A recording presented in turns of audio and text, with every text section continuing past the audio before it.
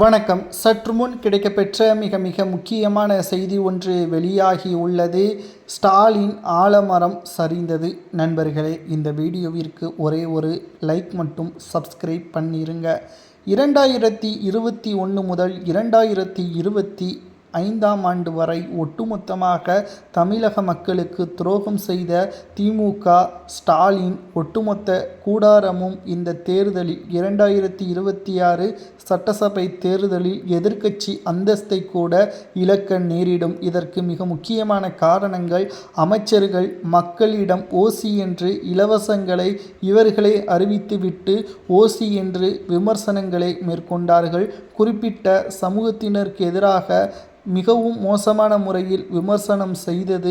திமுகவின் ஆட்சியில் எது எல்லாம் உயர்த்தப்படாது என்று கூறினார்களோ அதையெல்லாம் ஒரே ஆண்டிலேயே விலை உயர்த்தப்பட்டது.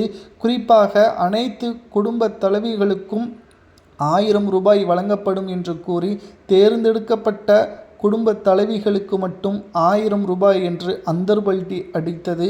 திமுகவின் ஆட்சியில் மிகவும் மோசமான தற்பொழுது வரை நடந்து கொண்டிருக்கின்ற சட்ட ஒழுங்கு சீர்கேடு, பெண்களுக்கு பாதுகாப்பு இல்லாதது, இளைஞர்கள் தவறான வழியில் நடைபெறுவது, ஆலங்குளத்தில் நேற்று நடைபெற்ற துயர சம்பவம் என்று இன்று வரை திமுகவின் ஆட்சியில் காவல்துறையினரை சரியாக ஒட்டுமொத்த சட்ட ஒழுங்கு சீர்கேடு திமுகவின் நிர்வாகிகளாலே நடைபெறுவதாக எதிர்க்கட்சி தலைவர் எடப்பாடி பழனிசாமி அவர்கள் குற்றம் சாட்டியுள்ளார். இந்த தேர்தலோடு திமுகவின் ஸ்டாலின் ஆலமரம் முழுவதுமாக சரிந்துவிடும். அதற்கு பிறகு திமுக சுக்குநூறாக உடைந்துவிடும். உதயநிதியை எப்படியாவது திமுகவின் தலைவர் பொறுப்பில் அமர்த்திவிட வேண்டும் என்ற எண்ணம் இந்த தேர்தலில் நடைபெறாது. ஏனென்றால் இந்த தேர்தலில் திமுக 2வது முறை வெற்றியடைந்தால்தான் ஸ்டாலின் அவர்கள் நினைத்தது நடக்கும். ஆனால் மக்கள் அதை நடக்க விடமாட்டார்கள். இதுவரைக்கும் திமுக 2வது முறை ஆட்சி அமைத்ததே கிடையாது. இந்த முறையும் அப்படித்தான். மக்கள் ஸ்டாலினையும் திமுகவின் அமைச்சர்களையும் அடியோடு வெறுக்கிறார்கள். இதற்கு என்ன காரணம் தெரியுமா? மக்களிடம் பாதுகாப்பு இல்லை.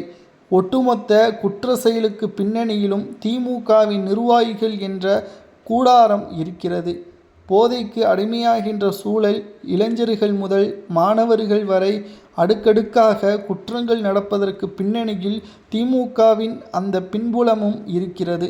காவல்துறையும் வேறு வழியில்லாமல் அதை கண்டும் காணாமலும் செல்கிறது. ஏனென்றால் அதற்கு பின்னால் திமுகவின் மிகப்பெரிய தலைமை இருப்பதாகவும் கூறப்படுகிறது. ஸ்டாலின் ஆலமரம் சரிவது குறித்து